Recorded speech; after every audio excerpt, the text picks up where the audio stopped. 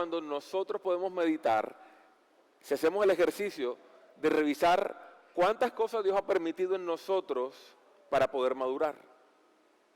Cuántas eventualidades han pasado en nuestra vida que todavía no tenemos explicación lógica, pero pasaron y gracias a eso hoy tú y yo somos diferentes para bien.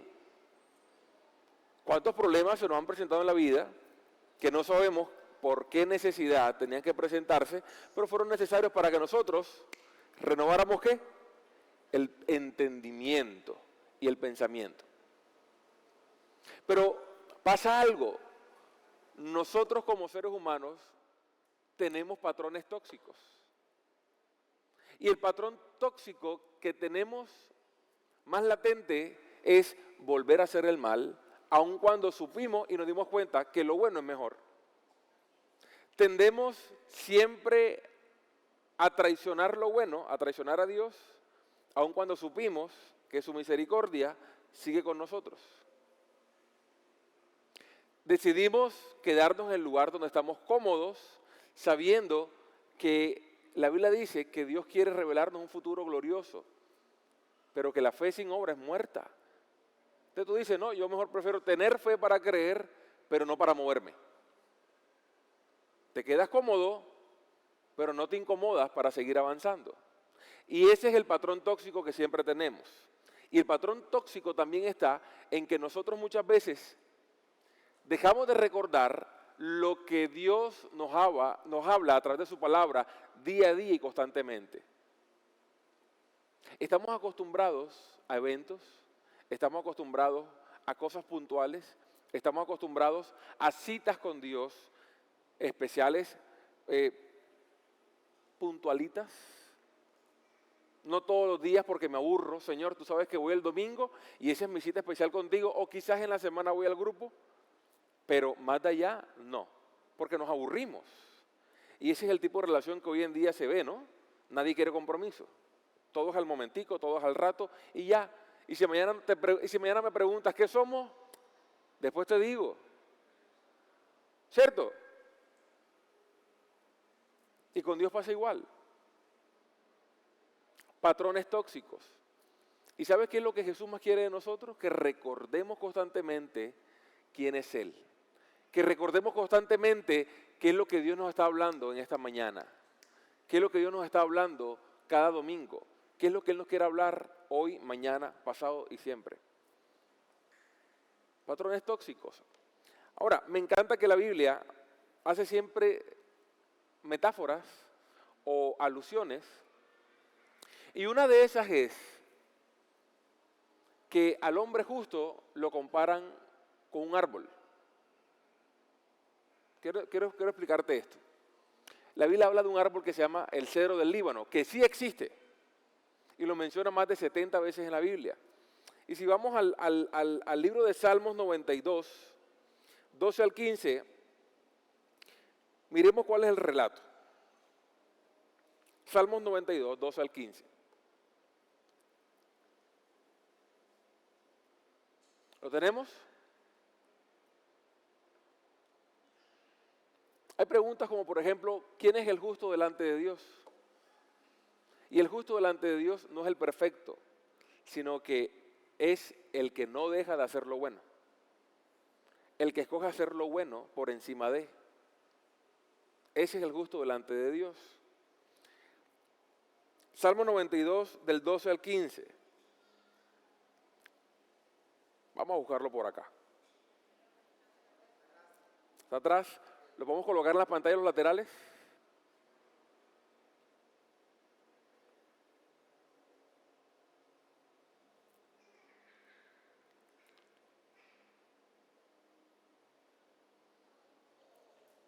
Dice, pero los justos florecerán como palmeras y serán fuertes como los cedros del Líbano, trasplantados a la casa del Señor. Florecen en los atrios de nuestro Dios, incluso en la vejez aún producirán fruto, seguirán verdes y llenos de vitalidad. Declararán, el Señor es justo, es mi roca, no existe maldad en él. ¿Por qué la Biblia hace entonces la analogía de que el que fructifica se mantiene firme como un cedro del Líbano, porque el cedro tiene esa característica que contaba ahorita. Ellos echan raíces profundas, se demoran para crecer, porque primero echan raíces muy profundas para luego crecer hasta 30 metros. O sea, es un árbol que facilito puede alcanzarse un edificio de 3, 4, 5 pisos. Y la Biblia está diciendo, ustedes deben ser como un cedro del Líbano. Una persona que resiste, una persona que se cimenta, una persona que realmente tiene bases para poder mantenerse firme por encima de.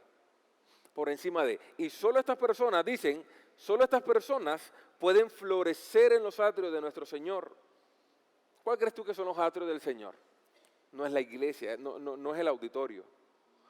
Los atrios del Señor es el lugar donde tú decidas tener intimidad con Él.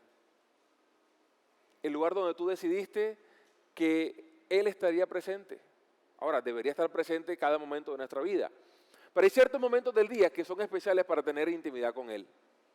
Si yo tengo intimidad con Dios, si yo tengo momentos especiales con Dios, momentos que ya son marcados para estar con Él, entonces yo ahí puedo florecer. Porque es que yo me pregunto, ¿cómo hay personas que se pueden quedar sentadas en una adoración? ¿Cómo hay personas que no logran poder conectarse con un mensaje porque sencillamente no les gustó, no me parece, no me da la gana, no me gusta, hoy estoy desanimado? ¿Y sabes por qué pasa eso? Porque no estás floreciendo en los atrios del Señor. Y para tú florecer en Dios, para tú cambiar la manera de pensar, para tú realmente recibir este mensaje con ansias, con ganas, con hambre, eso no viene porque te insistan en que lo hagas. Viene por cuánta búsqueda hay, por cuántas raíces tú sigues echando día tras día, esa raíz que sigue creciendo, profundizando, llegando hasta abajo, porque entonces la raíz llega un momento en que encuentra agua. Y Jesús se autodescribe como el agua de vida eterna. Y dice, todo el que tome de esta agua jamás volverá a tener sed. Y por eso es importante que para Dios hayan crisis en nuestra vida. Escúchame esto. Hay crisis en nuestra vida porque Dios necesita que en lo más oscuro, cuando ya tú te pareciera o te das cuenta de que no hay por dónde más echar raíces, porque es que he tratado de permanecer, he sido paciente, pero siento que todavía no llego. Y hay gente que en su relación con Dios pareciera que no llegaron a un punto donde sienten algo especial, donde ven que la relación de aquella chica o de aquel chico o de aquella persona, wow, cómo se disfruta Dios, yo quisiera disfrutarme esa relación con Él, pero ¿por qué no llego a disfrutármela? Porque es que Dios te está diciendo, sigue echando raíces, que llegará el momento en que encuentras esa agua de vida eterna. Quizás ya hoy estás tomando de esa agua, pero Jesús dijo, todo el que tome de esa agua jamás volverá a tener sed. Entonces hay una insistencia de parte de Dios, hay una repetición en el que tenemos que ser insistentes y no desistir en seguir buscando su presencia. Patrones. Ahora, si hablamos de patrones, te quiero comentar aquí una pequeña historia que por ahí me encontré. Hay un ex agente de la KGB. La KGB fue la principal agencia de inteligencia de la Unión Soviética. El sistema de seguridad de la Unión Soviética. Y esto te lo cuento a modo de ilustración. Y miren que cada vez que hablamos de la KGB, de la NASA, de los nazis, del Área 51, siempre van a haber teorías de conspiración, ¿cierto? Pero dentro de lo que él revelaba y hablaba, que pasaba dentro de la KGB, hubo algo que dije, hey, esto es real, no es nada raro. Y él decía, un agente de la KGB no se desmorona por dentro, no se derrumba por dentro por la pérdida, por las pérdidas. Se derrumba por dentro por la narrativa de la pérdida. Y préstame atención en esto. Él decía, el cerebro tiene la capacidad de tomar un error y volverlo identidad. Nosotros tenemos la costumbre de identificarnos por nuestro error, ¿cierto? Nos pesa más el error que lo bueno que tenemos. Entonces él decía, hoy fallaste, mañana tú te dices, estoy fracasando, y la narrativa se convierte en soy un fracasado. Ese bucle de pensamientos negativos, lo que hace sencillamente es que te bloquean. No te dejan ver más allá del fracaso. Y les digo algo, el fracaso no es del todo malo.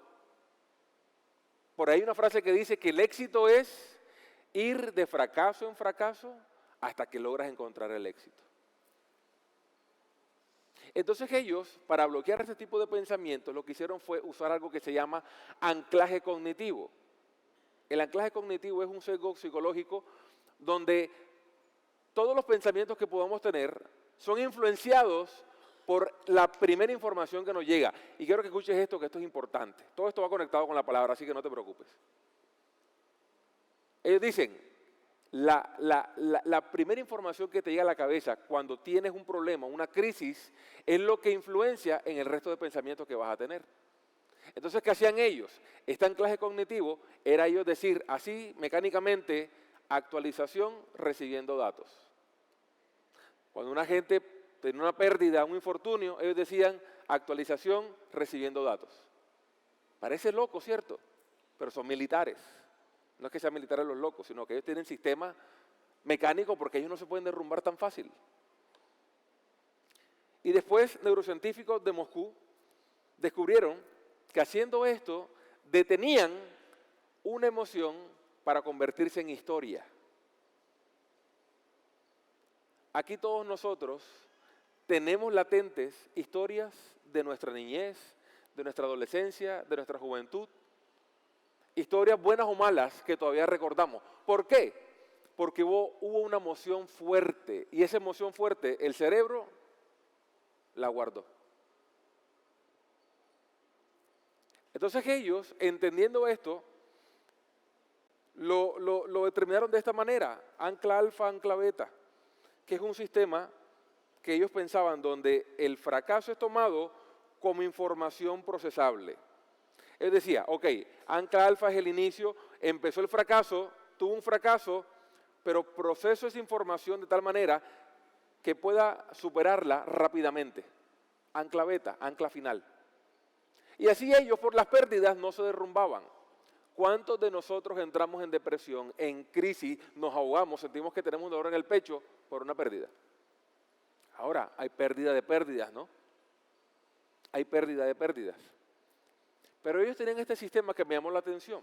¿Y por qué me llama la atención? Porque todo esto nos da a entender que hay personas, cuando tienen un error, ese error lo convierten en soy un tonto, soy un idiota, no sirvo para nada. Una pérdida la convierten en siempre fallo, todo me sale mal, nada lo logro. Y esto nos revela entonces tres cosas. Nos revela, primero, que tú puedes seguir teniendo autoridad a pesar de las pérdidas. Lo segundo, que tú puedes separar lo que pasó de quien tú eres. Y eso es lo que hace Dios. Dios separa lo que pasó de quien tú eres.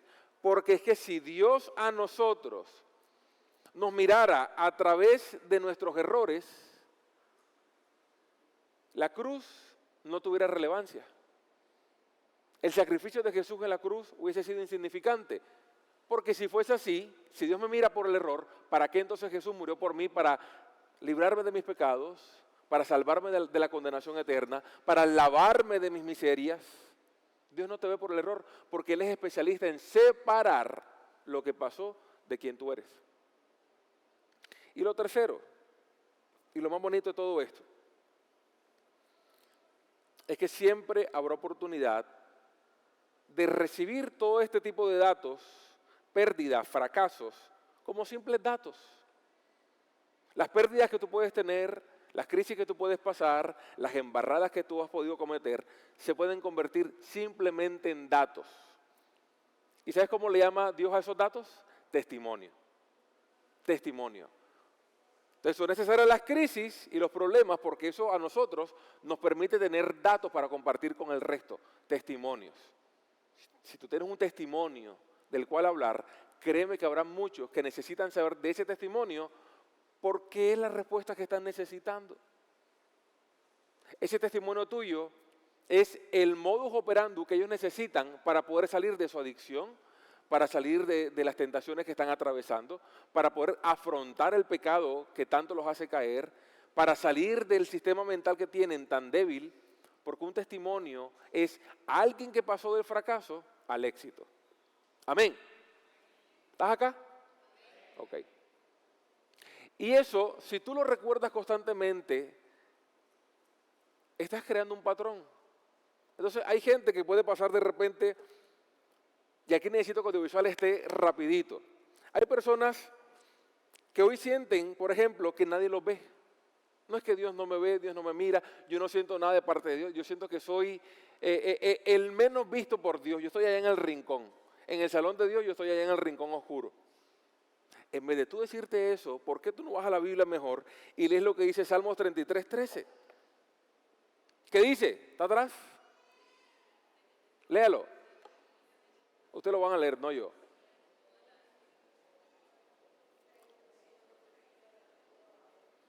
(33:13).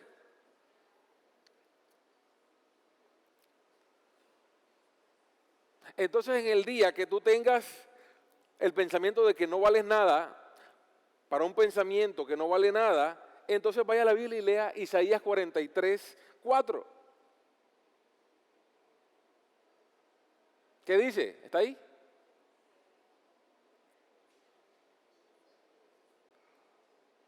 ¿Lo tenemos?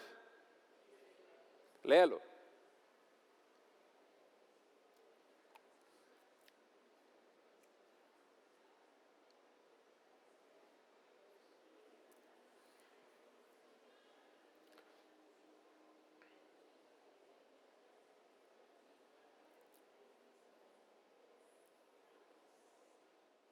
Para un día que tú sientas que el miedo te gana, lea 2 de Timoteo 1:7. 2 de Timoteo 1:7.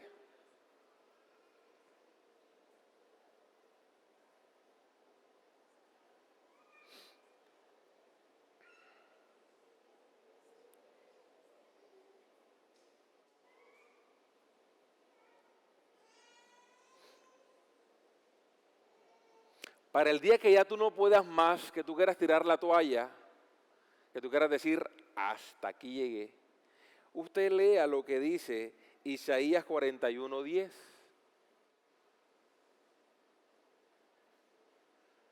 Isaías 41:10. No puedo más, Señor. ¿Qué dice Isaías 41:10?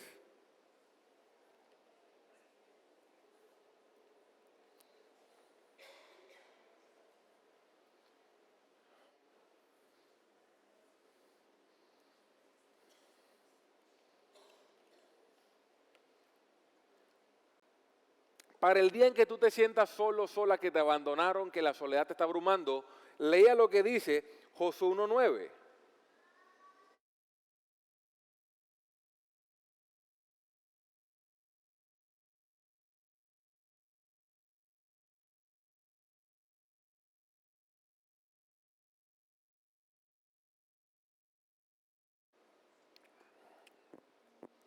¿Listo? ¿Leímos todo? ¿Y por qué te digo todas estas cosas? Porque es que la narrativa de la pérdida en tu cabeza tiene que cambiar. Porque eso es lo que te hace a ti derrumbarte por dentro. Y no hay mejor narrativa de éxito que la palabra de Dios, porque para eso fue creada. En vez de tú estar buscando qué hacer con tu vida, con qué distraerte, ¿por qué no vas a la Biblia? Todo es necesario. Yo sé que uno tiene que distraerse porque tenemos un cuerpo físico que necesita ejercitarse, que necesita a veces quemar energía. Claro, está bien. Tenemos un alma que a veces tiene emociones y es necesario que tú comas para que te sientas alivio. Hay gente que siente placer comiendo. Yo soy uno de esos. Hay gente que siente placer yendo a la playa. Vaya a la playa. Pero todo dentro de lo que realmente te pueda llenar. Pero el Espíritu siempre va a necesitar algo más allá. Y eso te lo he enseñado. Y por eso está la palabra. Si tú te comienzas a repetir todos los días ¿qué vas a hacer con lo que siempre te afecta, con lo que siempre te golpea? Tú vas a cambiar tu narrativa de perdedor a una narrativa de ganador. Pero para eso es necesario que leamos la palabra. Mira, yo no te voy a decir que tú necesitas leer toda la Biblia para ser salvo, porque eso la palabra no lo dice. Yo por mucho tiempo creía eso. Que el que más se leyera la Biblia, o se la leyera completa más veces, iba a ser salvo. Hoy yo entiendo que no funciona de esa manera. Funciona de que cuanto más tú conoces la palabra de Dios, cuanto más tú te enamoras de ella, tú necesitas consumirla más porque te das cuenta que esto es todo lo que tú necesitas. Y ese hambre te lleva automáticamente a leerla toda, sin hacerlo mecánicamente. Lo disfrutas en el proceso. Y en el proceso vas teniendo respuestas y herramientas para cada situación de crisis que se te puede presentar. Amén. ¿Estamos acá? Gracias. Patrones de conducta. Lo que Dios quiere hacer en nosotros es crear patrones de conducta saludables y buenas. Por eso, Efesios 1, 17 al 18, a mí me muestra que la intención de Dios con nosotros es que recordemos constantemente quién es Jesús. Iglesia, escucha, la intención de Dios es que tú recuerdes constantemente quién es Jesús. Porque es que hay gente que se bautiza, hay gente que va a un encuentro, hay gente que cursa toda una academia, hay gente que sirve, hay gente que dice creer en Dios, pero ¿sabes algo? Nunca conocieron a Jesús.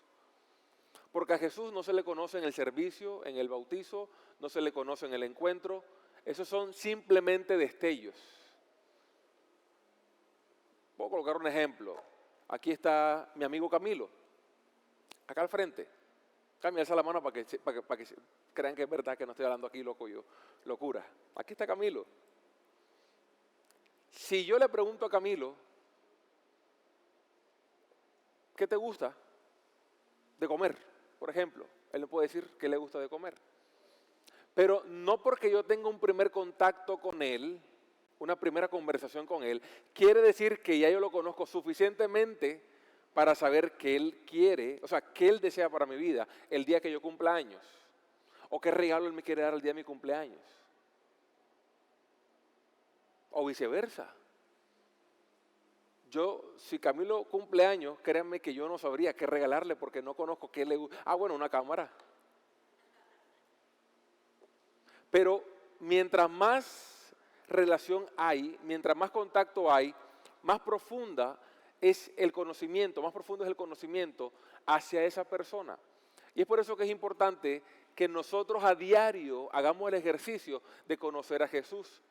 Pero tenemos el bendito patrón tóxico que cuando fallamos y cometemos un error, no queremos volver a seguir.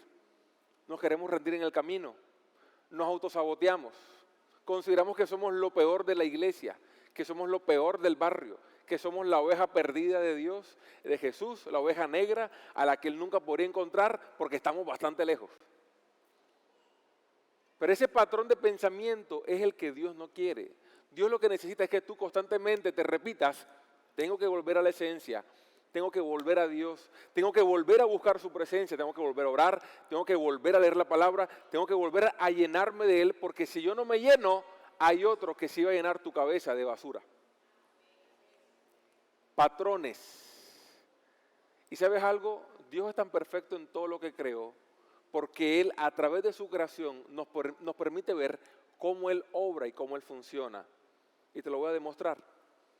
Hay algo que se llama fractal. ¿Alguno sabe qué es fractal acá?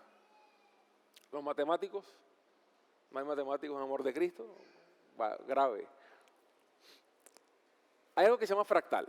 Hubo un matemático que se dio cuenta, observando la naturaleza, que hay un patrón que se repite constantemente en diferentes escalas. Un ejemplo es, él veía un árbol, una rama, una hoja, un pulmón, un bronquio, un alveolo. Él veía una costa, una bahía, una piedra. Ese patrón se llama fractal. Y eso pasa en nuestra vida. Escúchame esto. Eso pasa en nuestra vida. ¿Cómo así, pastor? Lo que ocurre en lo pequeño, eso se transforma y puede cubrir o influenciar en el todo. Cuando digo que ocurre con tu vida, es porque todo lo que tú haces se puede repetir, se puede convertir en un patrón y ese patrón se puede convertir en una realidad. Te pongo un ejemplo. Hoy tú llegaste 5 minutos tarde. Mañana vuelves a llegar tarde a otro lugar. Termina siendo un impuntual. Hoy te quejas por pequeñas cositas, bobadas. Mañana te empiezas a quejar de todo. Termina siendo una persona negativa. Hoy abandonaste una meta. Mañana abandonas otras. Termina siendo el que nunca termina nada. Nunca termina nada y habla mal de todo el mundo. O sea, ni hace ni deja hacer. Y ese patrón se puede repetir desde algo pequeño a algo grande. Yo no estoy hablando de la consecuencia que ocurrió al final. No estoy hablando del impuntual, no estoy hablando del negativo, no estoy hablando del que no hace nada. Estoy hablando de cómo empezó todo, que ahí sí está el problema. Porque ahí empezó un patrón tóxico. Porque un hábito, una acción, se convierte en hábito. Un hábito se convierte en identidad. La identidad crea una realidad y la realidad refuerza un patrón. Hoy tú tienes ciertas acciones, escúchame esto. Esas acciones, si tú no las sabes manejar, puede que se conviertan en hábitos. Y esos hábitos, como son recurrentes, ya se convierten en identidad. Tanto tú como los demás te van a reconocer por esos hábitos. Ah, no sé quiéncito. Ah, sí, el que es así, el que hace esto, el que hace lo otro. Ya te identifican, hay una identidad. Esa identidad crea entonces una realidad de lo que tú eres. Puede que sea una falsa identidad o puede que sea una identidad verdadera. Y esa realidad entonces refuerza un patrón en el que constantemente estás cayendo. Hoy tú puedes llamarlo, es que solo por hoy. Hoy tú lo llamas un solo por hoy. Solo por hoy. Pastor, solo por hoy. Pero el sistema lo llama semilla. Si tú hoy abandonas, por ejemplo, una dieta, lo que estás sembrando es abandono. Si hoy tú estás sembrando, por ejemplo, o dijiste una mentira, es solo una mentira, es por hoy, es pequeña, tú estás sembrando incoherencia. Incoherencia. Ahora, lo bueno de todo esto, iglesia, es que esto también funciona viceversa. Si tú hoy decides actuar bien, hacer las cosas bien, estás sembrando excelencia. Si tú hoy decides cumplir una promesa, estás sembrando confianza. Porque el cerebro determina la identidad de lo que tú eres por las repeticiones con las que tú hagas las cosas. Y es por eso que la palabra nos insiste en renuevan los pensamientos. Cambien su manera antigua de pensar. Y Dios nos recalca, ojo, porque la mente es el campo de batalla donde Satanás constantemente nos tira dardos de fuego. Es ahí donde Satanás a nosotros nos gana la partida de ajedrez. En la mente, en la mente. De alguna manera tenemos que blindarnos. Yo no sé si este mensaje te parece muy espiritual, pero lo que sí quiero llegar es al punto de confrontarte a decir, tienes que ser consciente, intencional en cambiar tus patrones de conducta, en dejarte filtrar por Dios para dejar ciertas cosas que son tóxicas y empezar a tener ciertos patrones de conducta que te van a beneficiar y te van a hacer una persona exitosa. A mí no me importa la edad que tú tengas, porque el Salmo que te leí está diciendo, aún los ancianos cuando permanecen, ellos pueden decir qué bueno ha sido la vida. Lo dice Eclesiastés. La persona que en su juventud abandona el buen mensaje, abandona las buenas costumbres, abandona la palabra, abandona a Jesús, es una persona que en su vejez se va a quejar por todo. Porque todo empezó desde ¿qué? Una semilla, una acción, un hábito, una identidad, una realidad, un patrón. Hay una frase que dice, mientras haya vida hay ¿qué? Hay esperanza. Mientras haya vida hay esperanza. Mientras que usted esté sentado en esta iglesia, déjame decirte que hay esperanza de que tú cambies. Hay esperanza de que tú seas transformado.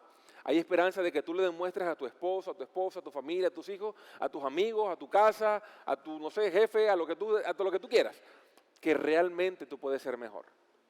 Que realmente a través de Jesús y de su palabra, tú puedes tener la mejor versión de ti. Muchos dirán, eso es una charla motivacional. Tómalo como quieras.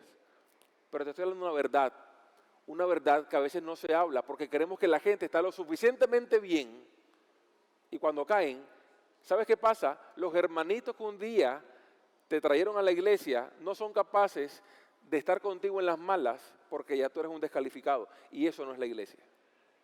Por eso desde ya Dios te advierte, ojo con tus patrones de conducta. Me intereso tanto por ti que desde el inicio de cosas que estás haciendo mal, yo te quiero salvaguardar, te quiero proteger, te quiero librar. Y ese es Dios profetizándonos en qué nos podemos convertir si no cerramos ciclos, si no cortamos con patrones de conducta tóxicos. Y vamos a leer Efesios 1, 17 al 18.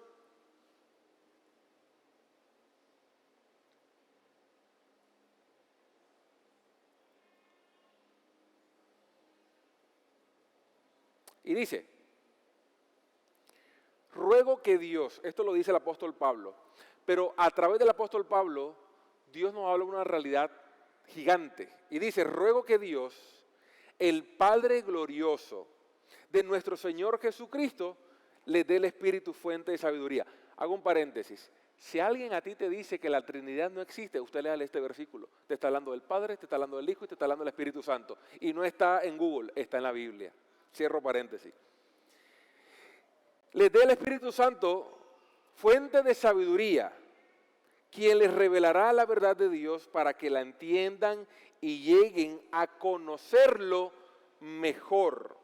¿Quién te da la sabiduría? Es a través del Espíritu Santo.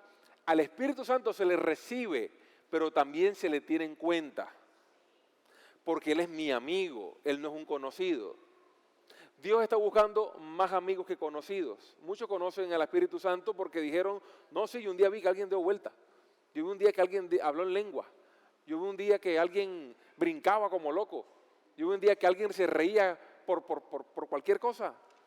Esas son manifestaciones, pero no es todo. El todo con el Espíritu Santo es tenerlo presente en cualquier cosa. En que Él va contigo montado en el carro, en que Él va contigo cuando vas al baño, el que está contigo cuando te levantas, el que está contigo cuando duermes, el que sale contigo a la calle, el que está aquí a tu lado, Él siempre te acompaña. Siempre. Y a través de Él es que recibimos sabiduría. Pero esa sabiduría es ¿para qué? Para que tú tengas el ánimo de conocer más y más y más y más a Jesús. Por eso les decía a sus discípulos, es necesario que yo me vaya. Con ustedes va a quedar alguien mejor, porque Él a ustedes los va a convencer de todo pecado. Él a ustedes les va a ayudar a que ustedes puedan ser restaurados, a que entiendan de qué cosas tienen que arrepentirse. Él no los va a abandonar. Pero también el Espíritu Santo es ese sello que cuando venga por su iglesia, quien no guarde la amistad con el Espíritu Santo no va a ser conocido. Es importante la relación con el Espíritu Santo. Entonces dice, pido que Dios les abra la mente, ¿la qué? La mente para que vean y sepan lo que Él tiene preparado para la gente que ha llamado. ¿A quién ya Dios llamó acá? Voy a hacer la pregunta que de pronto no me entendieron. ¿A quiénes Dios ya llamó acá? Si tú piensas que el llamado es ser pastor, el llamado es servir, estás equivocado. El llamado es a decir, Señor, heme aquí. Me buscaste, me encontraste. Santiago 4:8 dice, háganse amigos de Dios para que Él sea amigo de ustedes. Otra versión dice, acérquense a Dios y Él se acercará a ustedes. Les pido a Dios para que le abra el entendimiento y sepan lo que Él tiene preparado para la gente que ha llamado. Entonces podrán participar de las ricas y abundantes bendiciones que Él ha prometido a su pueblo santo. ¿Qué Dios tiene preparado para ti? ¿Qué tiene preparado para ti? Abundantes bendiciones. Ricas y abundantes bendiciones. Ricas y abundantes bendiciones. Entonces es necesario que yo conozca a Jesús, no por las bendiciones, sino porque en una relación con Él, yo voy a saber que jamás yo voy a perder. Jamás yo voy a perder. Y es por eso que tenemos que escoger a Jesús por encima de todo lo que se nos presenta en el día. Porque ahí vamos a gozar de las ricas y abundantes bendiciones, que es el hacer las cosas bien. Que es el aunque falles y aunque peques y aunque cometas errores, en tu mente tú sepas entender de que tú puedes tomar el fracaso como un simple punto de partida para mejorar. Amén. Eso es renovar el pensamiento.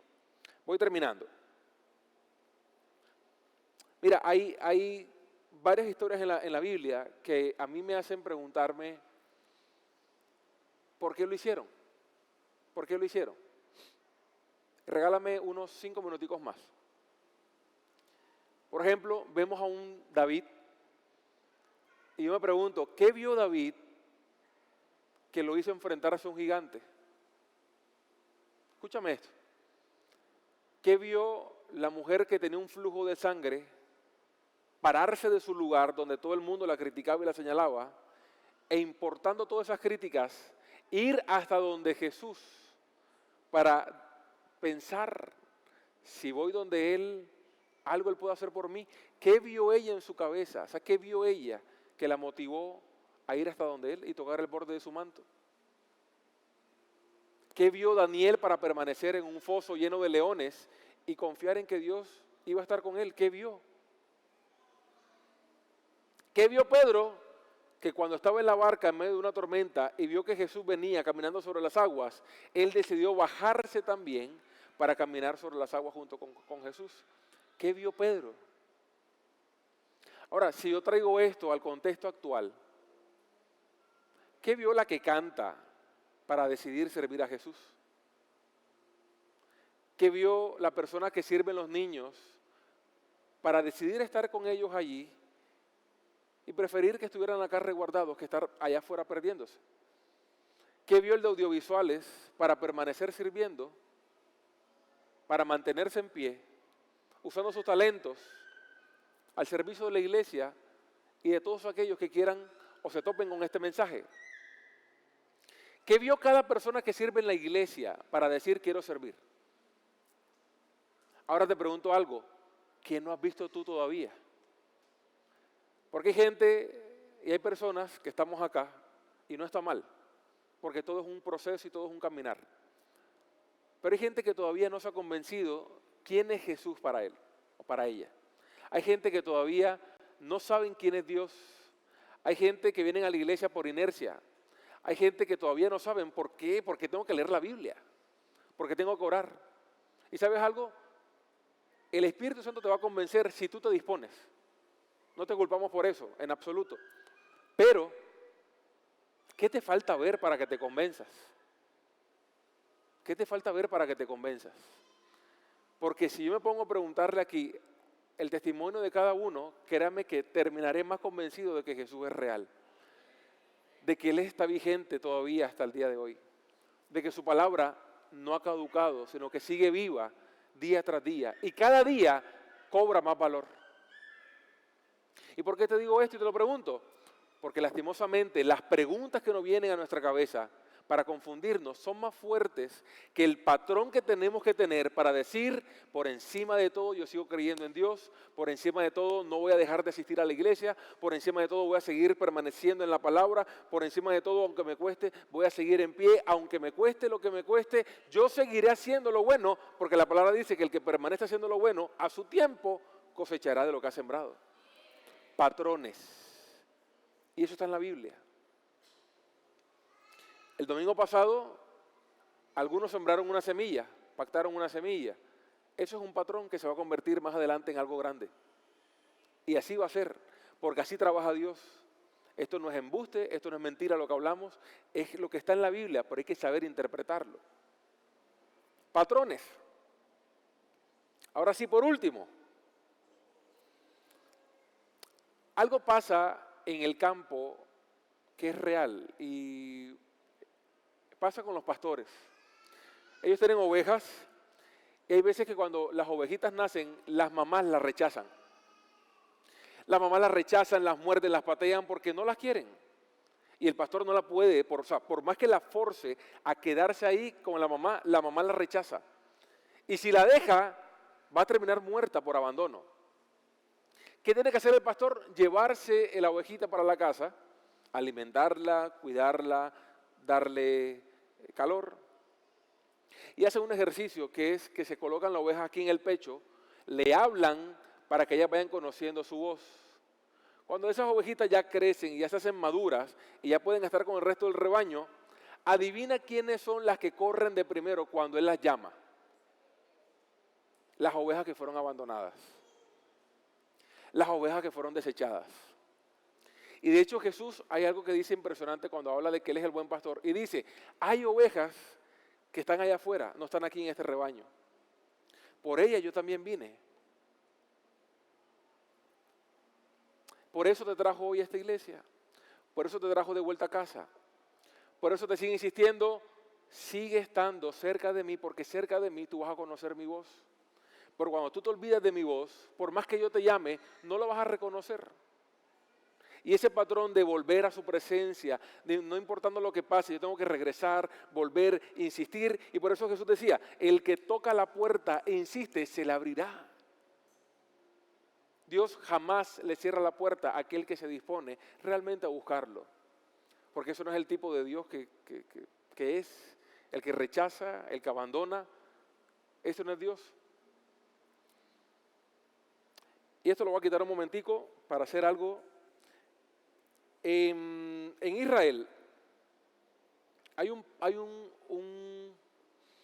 una costumbre judía que se da o se presenta mucho en los matrimonios,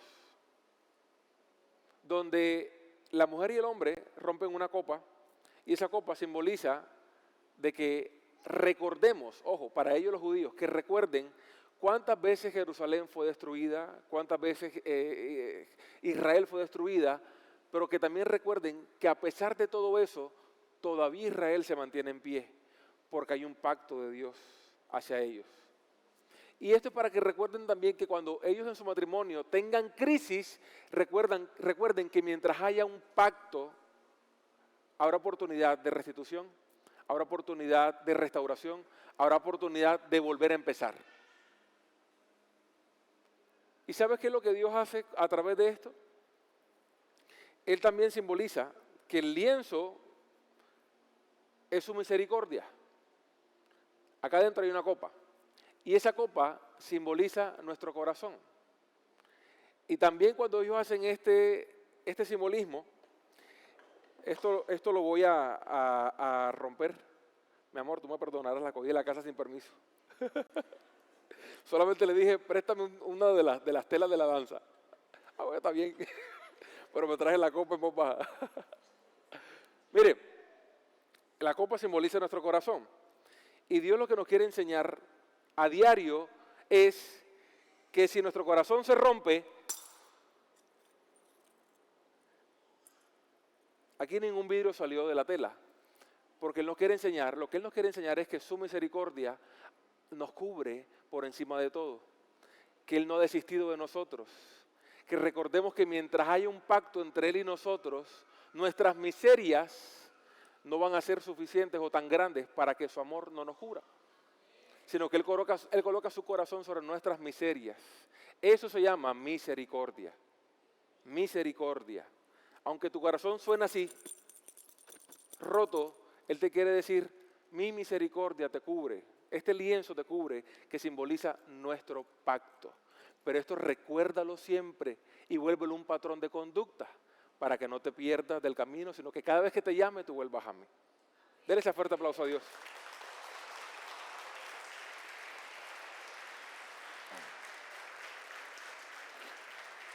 Bien, ahora sí, por último, ponte sobre tus pies. Padre, gracias por esta mañana, gracias por tu mensaje, mi Rey. Gracias por aquellos que dispusieron su corazón y su mente para escuchar tu palabra, mi Rey.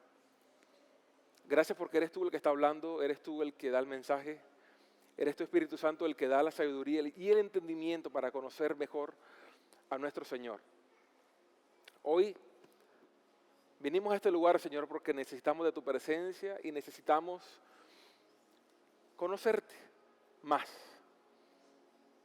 Gracias porque tú me has revelado más aún tu amor, tu misericordia, y hoy la recibo con aprecio y con cariño, y la guardo como esa historia que queda en mi mente para siempre, Señor, porque causaste algo en mi interior tan hermoso que nunca olvidaré este momento. Siempre recordaré de que tú eres el buen pastor, aquel pastor que va por las ovejas, y aunque alguna se pierda, deja las 99 por ir por aquella que se perdió. Ese eres tú, nuestro Dios, el Dios de amor, el Dios que recompensa, el Dios que abraza, el Dios que da oportunidades. Y por eso hoy, Señor, yo te entrego mi corazón, te entrego mi mente, te entrego mi vida, Señor. Haz con él, con ellos, con lo que tú quieras. Haz con mi vida lo que tú desees. Como dice Efesios, para conocer cuál es tu voluntad y para que tu voluntad se cumpla en mi vida, Señor. Quiero conocerte más, Jesús, no para que mi vida reluzca, sino para que tú reluzcas en mi vida. Y esa es la mejor forma de vivir la vida, haciendo tu voluntad y reconociéndote siempre como mi Señor y mi Salvador.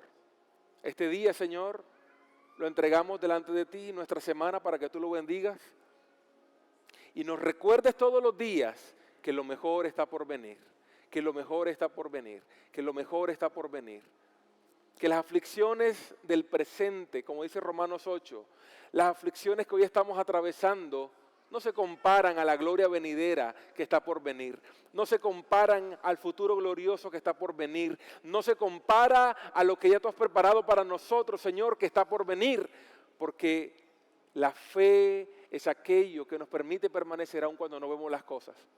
La fe es lo que nos permite convencernos aun cuando las dudas nos cubren. Pero tu amor es lo que siempre permanecerá. Y ahí queremos ser acobijados por ti, Señor. Gracias por este tiempo. Gracias, Señor. En tus manos nos encomendamos. Amén y amén. Te bendigo, iglesia. Pasa un buen día.